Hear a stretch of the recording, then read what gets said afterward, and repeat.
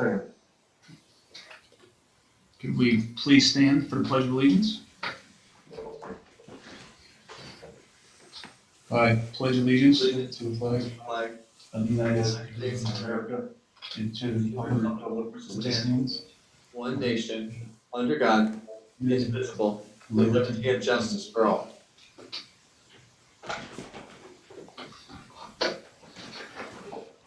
Roll call, Ms. Karpowitz? Sorry. Mr. Richard Bounce?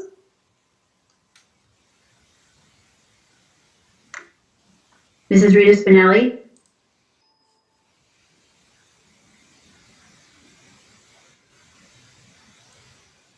Mrs. Rita Spinelli? I think she's on mute. I think so too. Mr. Nathan Foeller? I'm present. Mr. Jonathan Cleaver? Present. Mr. Edward Rarick? Present? Mr. Richard Bounce? Absent. I see Rita's off of mute. Can you hear us, Rita? I can hear you, but can you hear me? Yes, we can. Okay, my screen is scrolling and saying waiting, and that's what the problem was before. So I can't always access something. The link isn't good, but I'm here. Okay. All right, well, good evening. Good evening. First topic on the agenda for the Finance Committee this evening is Georgia's transportation bill. Mr. Cleaver, if you could scroll to the invoice for Georgia's transportation. This is for your April 2021 activity. Total invoice $92,360. To be put on the board for approval to pay in the May meeting. Any questions about the Georgia's transportation bill? None for me. Nor for me.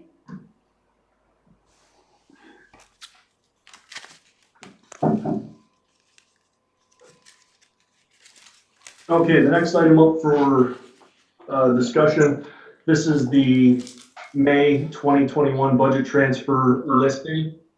I do realize there's a lot of numbers on here and they probably don't mean very much to everybody, so I'll just go through these, relatively quickly, just give a brief explanation. Again, this is to get our budget dollars where we're spending them. And these all do require board approval. So this is just kind of a presentation of that before it gets to the board. So if you look at the first one there, $468.40, moving money from student activities to the Office of Principal Services, $468. The second one there, $1,600. This is moving regular ed laundry service, which we're not using. In the past, that was used for cleaning of band uniforms, which we did not do this year. And this is going to the Principal Services Communications section. The next one is regular ed travel. Again, something we're not using money in this year. Is going to be moved to the Principal Services rental of equipment to help cover the costs of the copiers that are there allocated. Next one down, 10-1232 is emotional support, PRRI, professional services, $933. We are not using PRRI this year. And that is being moved to our security services, $2,660. The next one's a very large transfer, 1110. I think this one was brought up by Barb Bose earlier, later during the year last year, about a significant variance in supplies caption. So this is your regular ed technology fees. And that is being put back into the 2818 technology fees, as well as regular ed professional services other to cover IU, as well as pre-K supplies, pre-K aides salaries, and the pre-K Social Security, which was not budgeted. We have regular ed technology supplies again, 1110, 650, 140, as well as 69,441 being moved from the building acquisition to pre-K salaries, which again was not budgeted. That's your 10-1801, $78,219. The next one down, $280,000 being moved from building acquisitions, which again, we're not using. And that one's being spread out over tax and assessment printing services, which was not budgeted, board services for bond insurance, that was not budgeted, superintendent advertising for board meetings and such, that was not budgeted. Our technology fees and programs, which were not budgeted, security services, supplies, autistic support professional services, which is charges from BHA, emotional support non-public tuition, which was not budgeted, autistic support for the IU, autistic support, again, for the IU regular ed tuition for PRRI, board services, dues and fees, our VOTEC tuition, which was a little bit short in terms of budget dollars, receivables and dispensing of fund supplies, learning support medical insurance, which is your 10-1241-271 there for each school, elementary, middle, and high school, medical insurance for all three. Records maintenance medical for the middle school middle school and high school. Your medical insurance for the nursing services, which was under budgeted.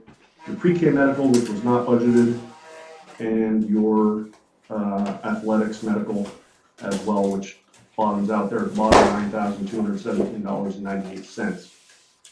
The last few, again, moving dollars, 10, 4,500, 450, $3,090, $8,444. Again, that is building acquisition construction services, which we're not using. We're moving that to nursing services, medical, which is under budgeted. And the next one down, 36,886, building acquisition and construction services, again, not being used. Being put into the pre-K retirement, which was not budgeted. And then the last one there, emotional support PRRI services that we're not using, being moved to building and grounds for repairs and maintenance under both of those two captions there at the bottom, 2820 and $19,368. A lot of numbers, a lot of movement of dollars within the budget to get the budget individual lines more balanced and within expectation. Are there any questions on those? I realize it's a lot of numbers and a lot of figures moving around, but this will be on the board for approval for the May board meeting. No questions from me. It just sounds like we're moving towards a more accurate budget in the future. Correct, yes. And when we look at, and this also helps when we pull a report, so you don't see a bunch of negatives in one caption and a bunch of positives in another. It's meant to balance it out and give you a more accurate view of where the district is for each actual accounting code. Okay. Thank you, Mr. Eric. You're welcome.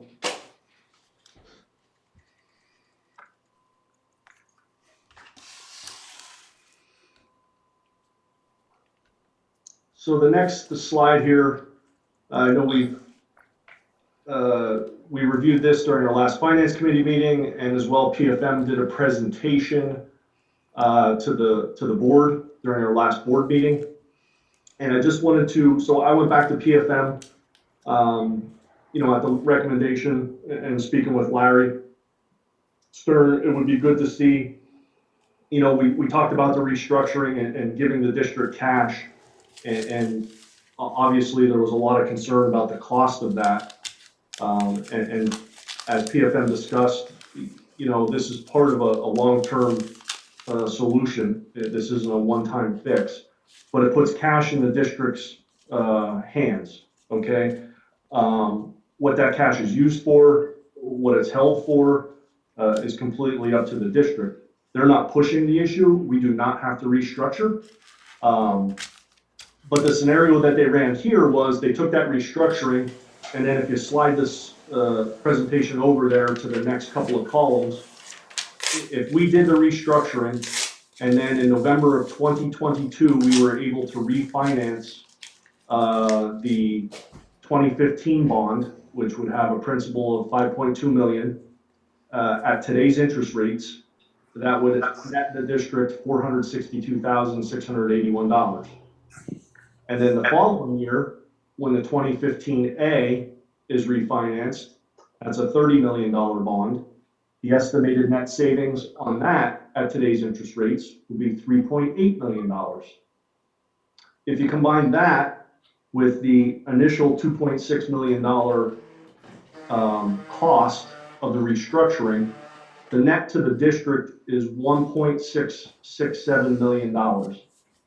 So there would be a savings here to the district if we followed the program, did the restructuring, were able to get a better bond rating, and then go out and restructure our 2015 bond and our 2015A bond.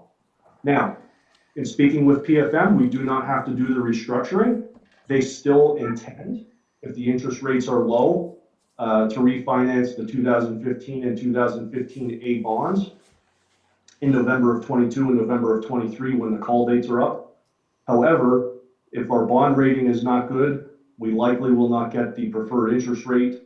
They did also caution, not having enough cash on hand to get through a state impasse on the state budget, in which case we'd have to likely go out and get a tax advance note to cover our expenses, which would likely cause a downgrade of our bond rating in the future. So just something to consider. I thought it was a good representation of actual savings to the district. We did refinance the 15 and the 15A a couple years down the road. And again, we do not have to do the restructuring. We can still refinance those, but it just may be at a different rate or a higher rate than what we would likely have with a better bond rating. So I thought it was important to present this and show there actually is savings by refinancing at a lower interest rate, what it would be today. But I thought I'd put it out there, for the finance committee as well as those on the call, because I thought it was a good representation. I know we focused a lot on the restructuring, which put $2 million in our hand, but in the end, over the life of the loans, it cost the district money. This is the next step to that, which is the refinancing in years 2022 and 2023. Mr. Eric, I remember seeing on the audit that is on the website now, the 2021 audit, 1920 audit, sorry, that is up, that the auditors did recommend that a restructuring or a refinancing would be a good thing, and that was their recommendation. Am I correct? Yes, that is correct. Thank you. Did you have any questions about that slide, Nathan? No questions other than to say, thank you for having them put this additional step together. I think it's what we've discussed already, where we envision this going, but being able to see helpful, being able to see the real picture there, at least in an estimated fashion, is definitely helpful when it comes to making the decision. Still, obviously, there's a lot of unknowns to contend with, but this, I think, clearly shows where we're hoping that we'll be able to get to. And then also, even if those aren't refinanceable right in 2022 and 23, that's still part of a long-term plan at some point to get to that point where we can. Yeah, absolutely. The 2023 bond is a much more extended term. So, and I do want to reiterate, PFM is not pushing the restructuring at all. They could care less if we restructure. But they did say we would revisit refinancing these other two bonds in 22 and 23, whether we restructure or not, just because it would be a good practice to see if we could get a lower interest rate. Right. And also, I do have one more question. I'm sorry, Mr. Eric. Since last time I promised that I wasn't going to do anything stupid in the next 2 years, actually going through with the restructure would only be stupid if we use that money in our budget and don't continue making our bond payments as we have budgeted, correct? Right, and that's one point that they did make on the presentation, that we would still budget as if we were making the bond payments. We wouldn't remove those budgetary figures from the budget. We're just realizing the cash up front and then, making sure we can borrow against, God forbid, a state impasse on a state budget, and we don't get flow of money from the state, or something like that. You never know, there could be any number of circumstances. I just asked for the data and presented it to the committee. It's certainly something to think about, and if we could do the bond restructuring without if we could do the refinance without the restructuring, all better. It's a decision that the district will have to make. Thank you. And Ed, would this also have an impact on our cash flow issues? I know last year or two, we've ended up juggling also as tax revenue has come in as the school year is getting rolling. Would this help ease the burden of that also? Yeah, obviously, because the savings we would actually be refinancing at a lower interest rate, so it would put cash back into the district that wasn't there. It would be a savings every year, year over year, over the life of those loans. Right. And even understanding from a standpoint of having that fund balance built up Right, to bridge those gaps in inflow and outflow. absolutely. Okay. No more questions for me. I look forward to seeing this move forward to the board. Nor from me, thank you.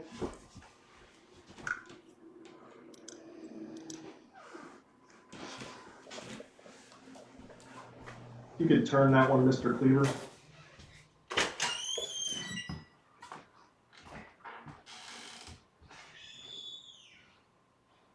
So I realize that our library contribution has become a hot topic. But before we just start this discussion, I just wanted to read something that I prepared that I think is important to clarify a few points. First and foremost, there has not been any direction given by any board member to myself, the business office, or the administration to remove the public library contribution from the budget data presented.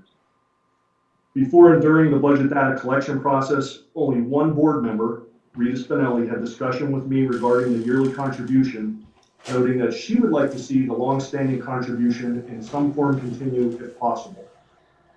I simply collected and prepared the information for the board and the public, and I presented it in a manner which I deemed understandable so that thoughtful discussion could ensue. Allocating tax dollars for donation to an outside entity is a decision for the board of directors of this district as representatives of the taxpayers. I would hope their decisions are fundamentally representative of what the taxpayers want. This decision should be made void of politics, and to quote the library, the Lehighton Area Memorial Library does not endorse, support, or oppose any political candidate, group, or party. The library is a nonpartisan, apolitical institution that serves the entire community. I would add that this process does not have to be difficult or divisive as some would make it be. All we need is professional discussion based on sound business principles that move the district forward. So the library of the school district has this prepared, which includes our Lehighton Area Memorial Library. And I think one of the topics that came up during the discussion was access to books and things. So I'm not going to read through this, but this is kind of a highlight of, number one, the district's libraries, but also the Lehighton Area Memorial's library's ability to view and access books via audio and electronic devices. It is a collaboration. I think our libraries, which we have three, one in each school, as well as the Memorial Library, are a great resource for the community. But just some thoughts that come to my mind as the business manager, and I look at the data presented. The total contributions from the Lehighton Area School District and the 6 municipalities totaled $26,250. The district currently contributes 76% of that total, with several municipalities contributing 0.3%. So I start to ask questions. What is the yearly contribution based on? I'm not quite sure. I reached out to the library and they asked me, and I asked them for information, and they were able to provide some very valuable information, and I thank Ms. Clark for that information. She produced a document, which was a letter dating back to 1966, that pledged at that time continued support for the library with no dollar values. She also provided a snapshot from 1990, at which point the contributions were $7,300 to the library, up until the 1920 and 2021 school year of $20,000. So me sitting here, I'm thinking of this as like a taxpayer, I'm questioning, well, how is that figure derived? There have been years of some consistency where it was in the early 90s at $7,300, but then there were also some dramatic increases where it went up to one year, I think, $37,000, and then the following year dropped back down. So I'm starting to ask, is this just an arbitrary number? I'm not quite sure. Is it connected to some financial performance or metric from the school district, or is it just an arbitrary number? I don't really know. I don't have the answers to that. My opinion on the matter, for what it's worth, is that it should be connected to some financial metric of the district. I'm not sure how anyone could explain if the district were to be taken over by the state, and God forbid, we're not even close to that, why we are contributing money to an outside entity. I think we're in a great position right now. I think we're heading in the right direction. But I think we need to be able to explain why we're doing things and how we're doing them. I also question the timing of the disbursements or contributions to the library. There doesn't seem to be kind of any rhyme or reason. Sometimes they're in the fall, sometimes they're in the spring. And again, I think if it was connected to some financial metric, it would be more consistent and more planned out. In my opinion, connecting it or putting it at a time of year when tax revenue is coming in would probably be more beneficial because there's obviously more cash flow. But then on the flip side of that, maybe breaking it up into two contributions, where one at the beginning of the year and then one based on performance of the district, that would come at the end of the year would be a little bit easier and a little more consistent for everyone involved. And then, just lastly, thinking, does this have to be a monetary contribution? Can it be books? Can it be something else that the district can provide to the library?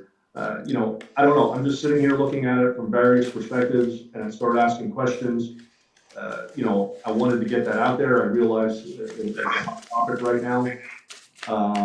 I think, we have to move the district forward as well as the community. And I don't think there's any place to bring the community down or the district. And I think if we can talk intelligently and have a professional conversation, that's all it simply has to be about what people want to do and how they want to do it. But from the business office's standpoint, I'm asking questions. Where did the figure come from? I don't think the library knows. I don't think there's people around long enough to know where that figure came from. They produced a newspaper article that said back in 1947, the school district at the time offered $25,000 towards the construction, which took until the 60s to complete. So I'm not quite sure. So I throw all that out there, kind of put a lot of questions and probably more questions in people's minds. But as a committee, I thought it was important to discuss, as well, the school and the library. I'm not sure if they can, in conjunction, produce this document, but our library was able to give it to me. I think it's a great resource for everybody. I think our library is not open all year round, but the community library does have that opportunity to service kids in a fashion which when the district is closed. So Mr. Foeller and Ms. Spinelli, I'm not quite sure where you guys want to run with this. And I'm sure there'll be lots of comments afterwards regarding it, but it is out there for discussion. Well, Mr. Eric, you know my feelings, as does Ms. Hawk at the library.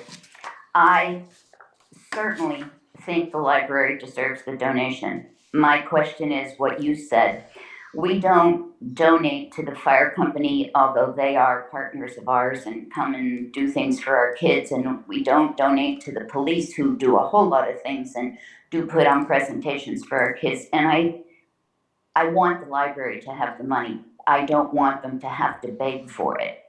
So My thing is somehow there has to be something legal and something binding, one way or another. Either they go for a library tax and go that way, or we seek some sort of foundation somehow, but just arbitrarily giving different amounts at the whim of a board, a school board, which could change in any way in the next couple of years, is not the best way to fund something as important as a library. And that's my opinion.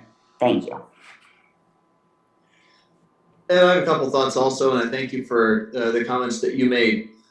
I've had various times over the years people question to me, why should I pay taxes when I don't have students in the district or anyone else? And yes, I could ask the same question. I pay more in taxes outside of our district than I do inside of our district. And actually, my children are educationally heightened, and for years my children were in private school, yet I paid local taxes. And my response every time I hear that question is that I believe a well-educated community is a stronger community. So when I'm paying school taxes in a district, whether it be Lehigh or whether it be somewhere else where I own property, I'm supporting the education in that community and making that entire community stronger. And I understand that's part of being part of the community.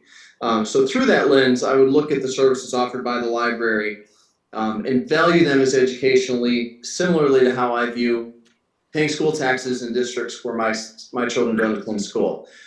I'd also mention one of my favorite quotes that I use often is sometimes your perspective can change your views. And so I look at the library through this lens. I grew up 13 years, went to a small private school, tiny private school is probably a better word. Our library, if you can even call it that, consists of a couple shelves of books and an old set of encyclopedias. So for me, the local library was a place I visit almost on a weekly basis. It wouldn't surprise me if I could go back and pull the records if I checked out over 1,000 books. I read to learn. We didn't have a TV at home. I read to learn. I read just to enjoy myself. I read because I didn't have anything else to do. But my education, I know, was served greatly by that library. And I have no idea how that library was supported, but while I didn't partake in the public education in my community, I did partake in the library. So through that lens, and then not to mention the other things that we discussed already, the library was open when COVID closed our schools. The library is open through the summer. And then compounded with the fact that it's a very, very small part of our budget, I absolutely have no issue with our continued funding of the library. I think in the grand scheme of things, dollar for dollar results, I think it's money well spent. I'm definitely open to, as you mentioned one of your comments, to exploring the timing. Because obviously we have timing that impacts our budget. And as a long-term plan, I'm not opposed to looking at other possibilities for the libraries that might spread that burden out more fairly to our community, a library tax or something like that. But at this point, I also have no opposition to the money that we give to the library. Well, thank you. I appreciate the feedback, and like I said, this is, I put it on the finance committee to talk about. It's certainly not my decision to make. It's a board decision, it's tax dollars, and that's why it's out there. But again, I want to reiterate, under no circumstance did anybody ask me to remove this from the budget. This is simply a collection of data that was presented. If you could, was there anything else Rita needed to discuss on that last slide? No, thank you. Okay. I believe the last topic for today on this agenda was the budget. So status of the budget, the deficit as of May 6th, which was last Friday, we were at $298,000 in a deficit reduction from the previous presentation, which was over $500,000, came from the commitment of 19 students returning from charter school, which was able to get us to the $298,000. So what I did is I took the information that was on that presentation, adjusted it for those students coming back, and plugged it into the PDE system, which is basically the roll-up, which allows it to be given to the state. In this instance, $42,757,307. That is our estimated revenues and other sources. And then down the correct estimated revenues and other sources.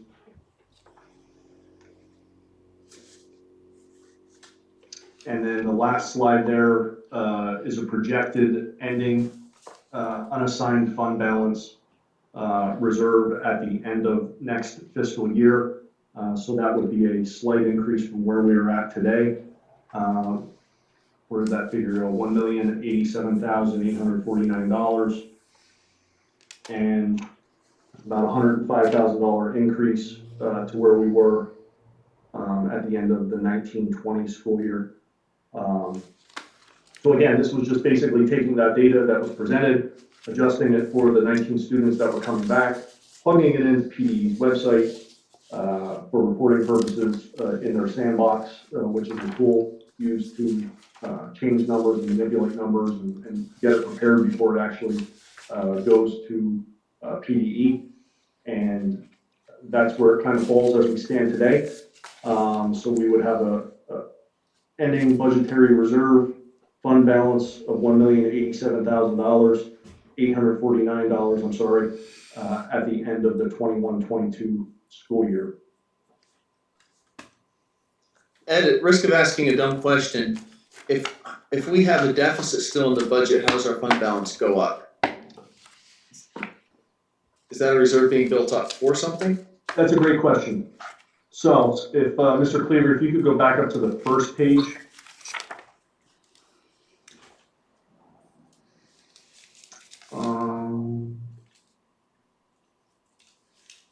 Right there, yes.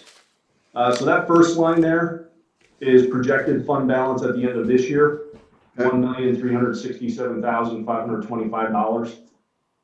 That projection is based on extra revenue received this year that is going to be above and beyond what we're currently at. So that projection, coupled with our revenue listed there, 22,718 from local effort, 17,479 from state effort, and 2.279 million from federal effort, gives a total of $43,845,156 in total available funding sources for expenditure. And again, I think $1,367,525 is a conservative number, but I believe are also our expenditures as we continue our efforts to bring our students back from charter school. We'll get our actual deficit between now and June into a positive number where we're actually not in deficit anymore. Thanks for the explanation. Mm-hmm. Rita, did you have any questions on that?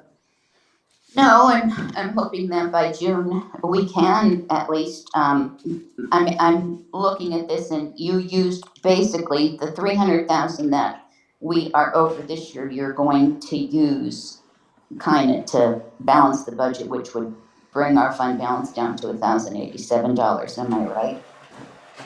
Yeah, it would, yes. So projecting a fund balance of $1,367,525 this year, at the end of this year, and then an ending fund balance of $1,087,849 at the end of the 21-22 school year. Again, a conservative estimate just to get it into PDE. And as I said, as we continue to refine the numbers and that large cost of cyber and charter school, as well as our internal LAVA program, bringing students back will certainly reduce that $298,000 deficit.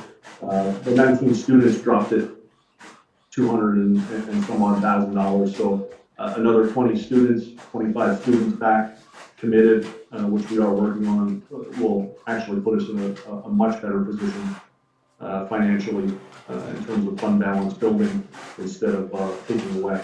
The $1,087,000 is a slight increase over where it was at the end of 1920. Obviously not where I think we want to be.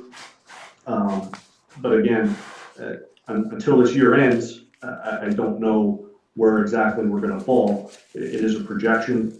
I think it's a good projection in terms of being conservative and where we need to be to make it work. But this could, with a small number of students coming back out of the large total that we have could flip this thing around and put us in a much better position as a district. Just going back to what pre-COVID charter school tuition was, if we can get back to that number, which I think we can, we'll be in a great position, I think, much better than what we were 2 years ago, a year ago, and where we are today. Okay, I do, I just want to clarify. This budget, as we have here, brings everything back to pre-COVID conditions. In other words, transportation is going to be the same as it was pre-COVID. The starting times at the schools will be the same as it was pre-COVID. There's budget there for extracurriculars, not only sports, but also music programs and Odyssey of the Mind and things like that. Is that correct? This budget, not that it brings back everything, but it brings us back to the standards we were at pre-COVID. Absolutely. Thank you. And Mr. Rarick, just for clarification purposes too, putting the two things together, this budget and the restructuring option, that makes this number much different than at the end of 21-22, correct? Right, if we were to use the restructuring option, obviously the fund balance goes dramatically higher, $2 million, $3 million higher than what it is at the end on that slide there. And then future savings, obviously, we could use to build that. I think that the big figure is, there hasn't been much, there's been slight increases in categories in the presentation that I did. Obviously, costs of things go up over time, so there is some slight increases, but the district has shed a lot of employment and has controlled costs with respect to that. And I think that is helping the number, the overall number for the district. But you start to cross a point where you have 400 kids outside of school in cyber and charter, and we haven't replaced any teachers that have left. And if a bunch of these kids start to come back, we need to start evaluating at what point do we add another teacher in, because we brought 100 kids back. Do we have the ability to manage those 100 extra kids that come back to the district as we are? Or do we have to start looking at, okay, maybe we have to add a teacher in one particular grade, or maybe not. I like to believe the teachers do a great job and we're in a good position in the district. But you have to evaluate those things as they come, because we don't know what the numbers are today. We don't know what they are going to be at the end of the summer for those students coming back to the district. I have no more questions. Thank you. Neither do I. And I just want to clarify too that number we talked about in each of my presentations for cyber charter school was a significant number. If it's projecting 3 million and it's 1 million because a lot of those students come back, this fund balance moves up by $2 million, which is a great thing for the district, and it puts the district in a really good position, I think, going forward, especially when coupled with ESSER funding, as well as the additional cost-cutting measures we're taking and evaluating all of our services and moving forward and looking at everything and the controls we have in place. So I think, there's some unknowns, especially with the cyber charter school, which is a huge number, not only to Lehighton, but all the school districts have a huge number. I'm just thankful, we're not in position of some of the other districts where they're chewing through fund balance. We chewed through ours. We had to make the other adjustments and cuts where we needed to. There's districts out there looking to furlough teachers because they can't make their budget meet. We're not doing that as a district, and I'm glad we're not doing that because I think where we are, we're kind of a crossroads. We're at an important point, and I think we're heading in the right direction.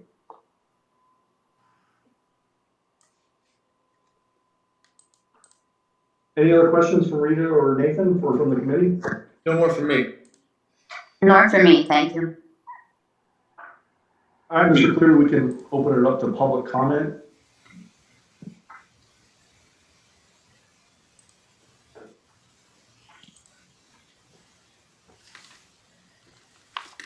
Yes, Mr. Bradley?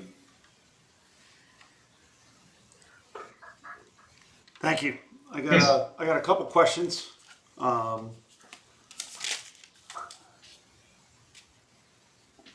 first one was we had a new payroll contract. So what was the payroll, the total net payroll change from 2020 to 2021, 22 related to that contract?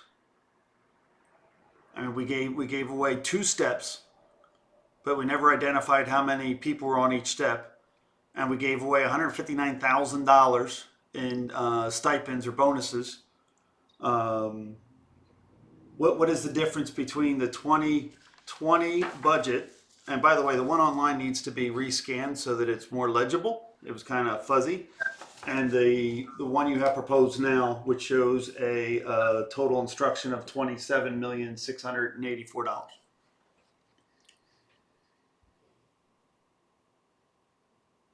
Will you be able to get that to us today, or can you email that to me later? Yeah, we could check that figure. So you want the 20, what the salary will be? Well, with the change in our payroll expenses as a result of this new contract, how much more money are we spending as a result of this new contract? The 2 steps and the bonus and the benefits package. There was a change. So if you just look at the budget of 2020 and look at the budget of 2021, or whatever you want to call this newest one, 21, 22, there's a bottom line cost. And the one you show is $27,600,000. But when I look at last year's, now you got to take out the people that are no longer working here and add other ones if you have them. But that's the change we're looking for. We need a list of who was employed last year and what they got paid, and a list of who was employed this year and what they're going to get paid, and then the difference between the two. Yeah, I can work on that. Okay, thank you. The other one is, of course, by refinancing these nearly 5% bonds, we're going to save money. It does not make sense to buy a better rating. If you want to have a better rating, we just should be more financially responsible. I hope the board understands that. You mentioned there's a financial metric that dictated the library, like you were saying, and some of these other services. What was the financial metric used to measure that dictated the consumption of $159,000 in cash bonuses? Was there a metric used? No, I questioned whether there was a metric to determine how we came about $20,000 donation to the library. I agree. And I'm asking you, did the board or did this administration at all review the metric that dictated this $159,000 cash bonus to these teachers? The same basic logic applied to the library, did we apply it to the teachers union contract and the cash bonus that was provided? That was part of negotiations, Mr. Bradley. I understand, but what was the financial metric that we used to measure that? Why was it 159? Why wasn't it 139?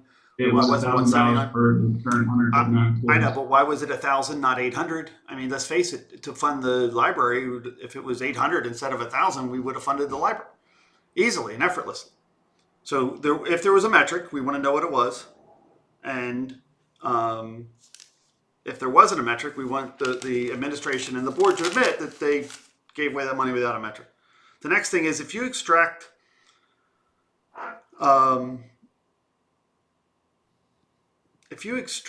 the other non-mandated services, like you mentioned about some of the staff, which would be the police, social workers, and that entire division in the administration called the assistant to the superintendent department, what would the savings be then? I mean, obviously you looked at backing out the library. What would happen if you backed out police departments, social workers, and the entire non-Pennsylvania Department of Education listed assistant to the superintendent, not assistant superintendent, but the whole department in our thing for the assistant to the superintendent? I had asked that last week. Were you able to pull those numbers?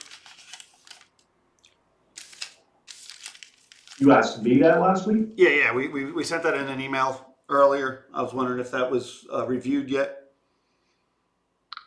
I didn't see an email with any request. I'll resend it. I don't But know, it Mr. basically Eric, is do you see, very did you specific. get any?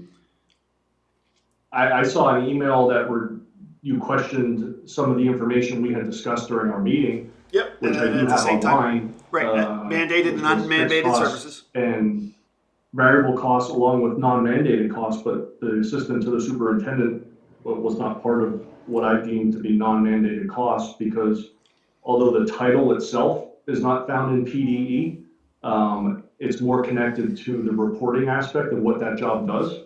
And reporting is mandated. So it could go, you could say it's not mandated and we don't need it, but based on what the position is doing, I could say that it is mandated and we do need it. Yeah, the services and the reporting definitely are mandated requirements. The question is how are they accomplished, and that's an efficiency issue. You are correct. The original meeting with Joy and I regarded variable and fixed cost and mandated and unmandated, and then there was a follow-up email as well that talked about the use of this superfluous social workers rather than educating our teachers, the police instead of using security guards, and then this entire division. So I'll find that email and resend it to you, but that we definitely want to pull that out and take a look at it. One of the reasons we have a budget that's even close to being balanced, and it's still not balanced, is because you took the maximum tax increase, and everybody seems to forget that you're doing that. It looks like we are spending about $1.7 million more this next coming year than we did last year.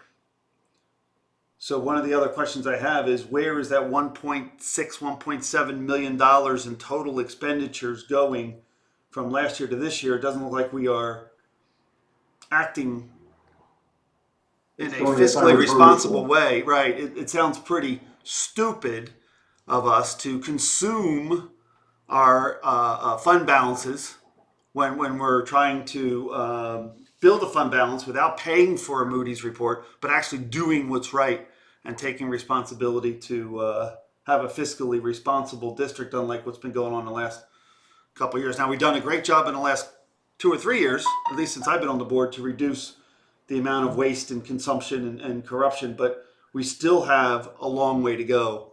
And the question really becomes, it looks like from the 2020 year to the 2021 projection year, your local source taxes, even though the rate has increased, it appears that your projection is a reduction in local revenues or local sources, or close to it. Now, it's hard to read on your last year's upload, but we like to get that clarified as well. Is it possible that there's only a couple $100,000 difference between the 2 years and none of it's being saved? Well, if you recall I'm not sure if you were on the last budget presentation, but I had lowered the actual collection rate by 1.5% to reflect COVID.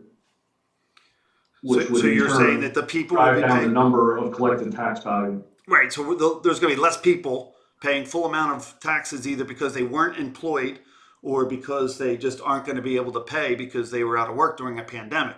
Is that what that's why you were taking that adjustment, correct? Correct. Yet we had staff and employees being paid during the entire time of the pandemic, where they worked or not, and we're adding in bonuses and double steps to a contract, which has already been agreed, so we understand that, but we should quantify the fact that you're raising taxes to pay for more things and you're still spending more money and you're still not a balanced budget. So this responsibility, not of yourself, Mr. Eric, but that of the board, is to create this budget in a way that provides you with the resources you need to run the district for the mandated services, but not necessarily for the overages that we're talking about. And one last question I have for you is, how did this district legally spend money that was not assigned in the budget prior to these transfers? Under what legal authority did they consume those dollars, and how did they spend them? Who gave those lawful orders? I mean, the code's pretty clear. You're not allowed to spend money unless you have it. I mean, I understand we're putting the baby back in the bathwater somehow, but it was already thrown out. So how did you guys legally spend money when it wasn't in the budget? I mean, how did you write those checks?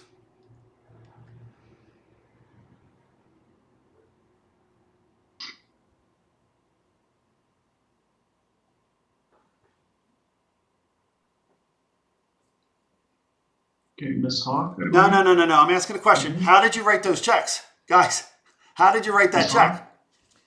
I asked, how did you write that check? I'm unmuted, Guys, thank you. how did you write the check? I just have a couple things that you had mentioned, Mr. Rarick. I just wanted to clear a couple things up.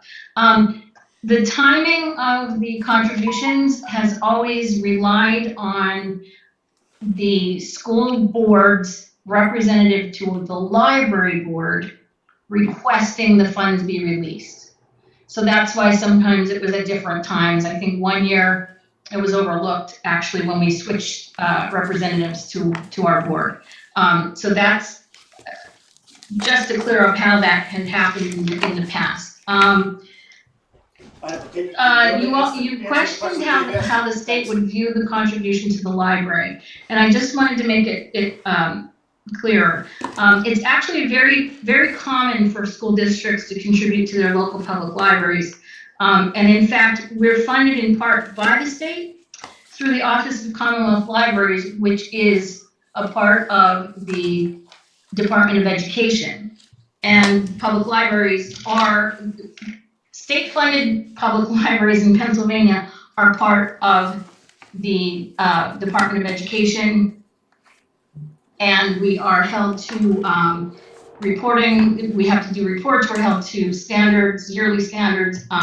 So we are actually a little bit different than some of the other entities that you talked about, in that we are a part of the Department of Education in Pennsylvania. And then I just wanted to read a statement. A lot has been going on lately.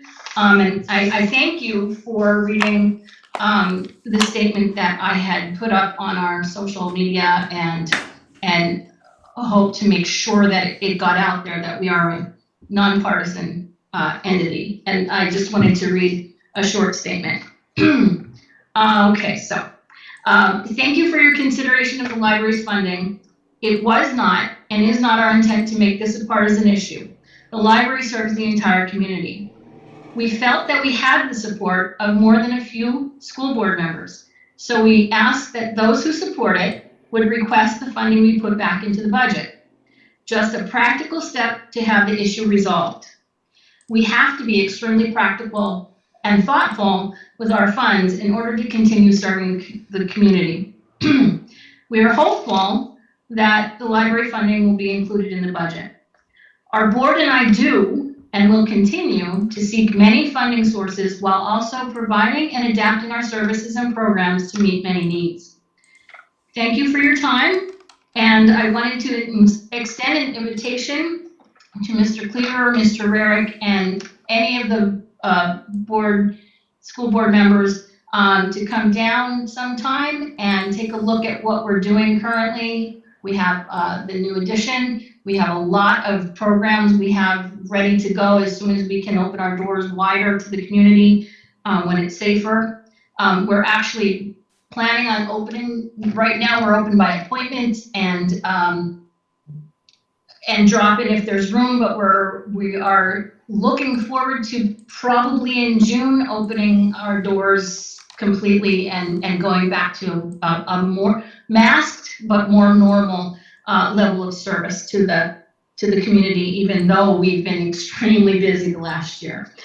So if you'd like to stop by anytime, we're there, just let me know and we will give you a little tour and let you know all the things that we have on tap. So thank you. Yes. Ms. Hawk, just when you do promote those programs and the opportunities and fundraising things, please feel free to email them to myself. We could put up, we have a community events page on Okay. the website that we could post for our district, and also we also do weekly updates. Okay, is that Mr. Cleaver? Yes, I'm sorry. Oh, that's okay. Yes. That would be wonderful. And I will email them directly to you. I just started but I've only been at the library for a few, it's 3.5 years. Time flies when you're building a building, I guess. But, the step after that is to really get more people into the library and share more of what we have. And I have a whole plan. One of the steps was to really get more involved with the school, promoting what we have, and also promoting what we have to the teachers, because I don't know that they know of all of the databases and what they can do and everything.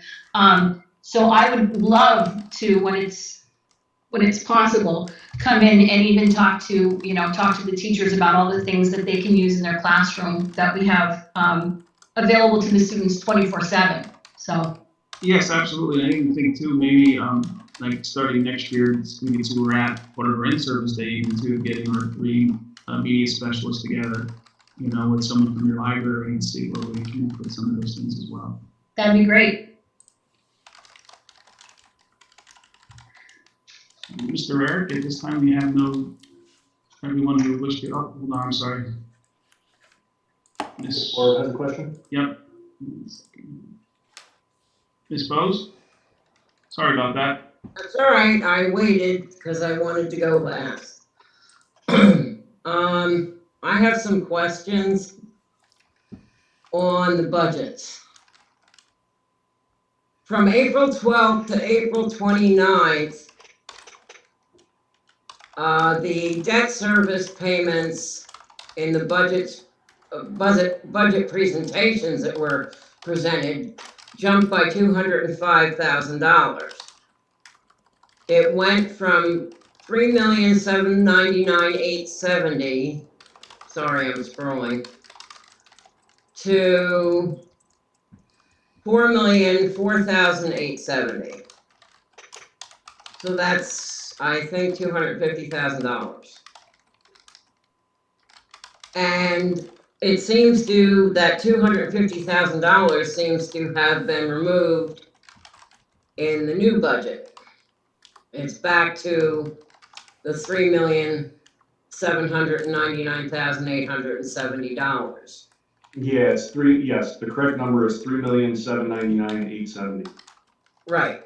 So that $250,000 being removed also helped, apparently, get the budget closer to being balanced.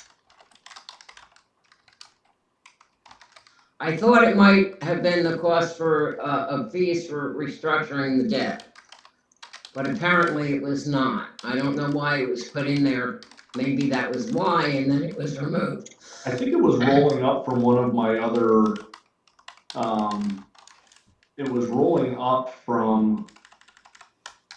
other, Excel sheets.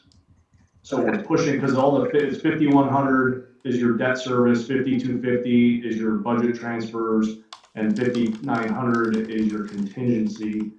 I think it was all rolling up into 5,000 other expenditure and finance uses, so for some reason, the number was skewed. The other thing is, in relation to Dave's question, can we start seeing budget transfers prior to actually spending the money in those areas? I know you're working on getting everything where it's supposed to go, and I realize it may take some time. But that would be helpful if we could see in the board meetings doing those transfers prior to those funds being expended. Also, on the PFM, I believe it may have been the very first finance meeting. I believe that they said it would probably take 3 years before our credit rating was raised. I remember Rita being a little not happy with that, and I get that. So that would put us at 2024 or even 2025.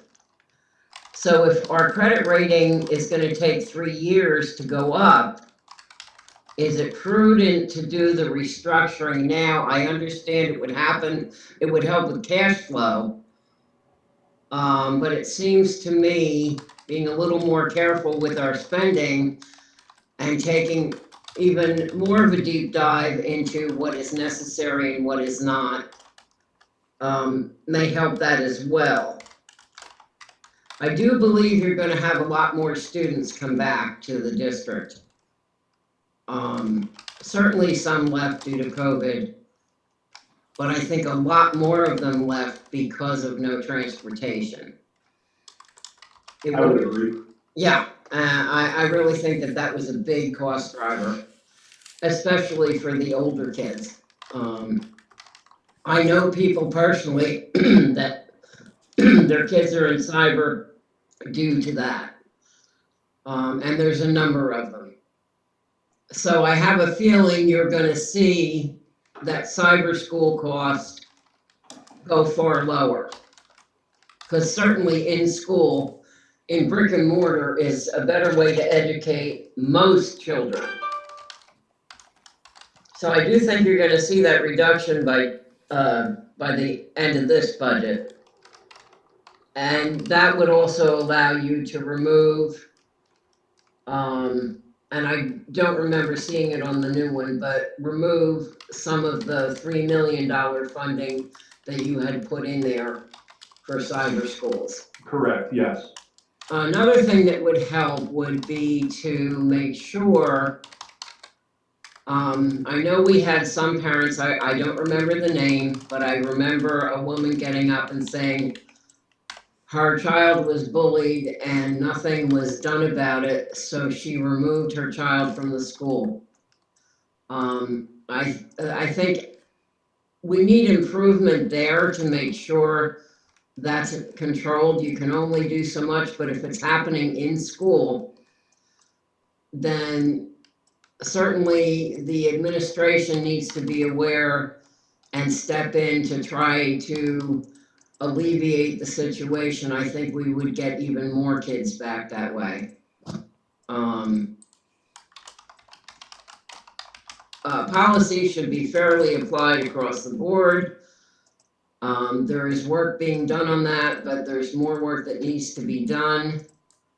And I really think that we can make a huge change in our cyber attendees with using all these factors.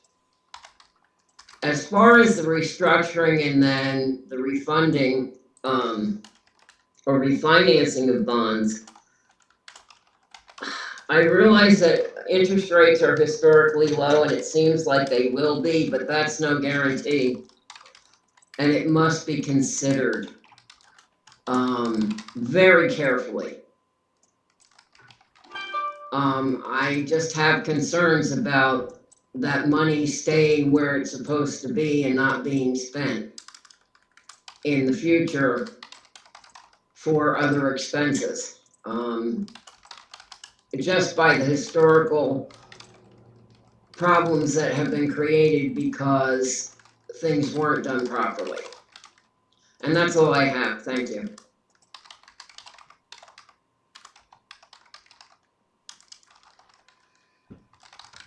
Okay, Mr. Barrett, everyone who wishes to speak had an opportunity to speak. I want to speak again. My hand is raised. Well, thank you for everybody attending and everybody's participation tonight.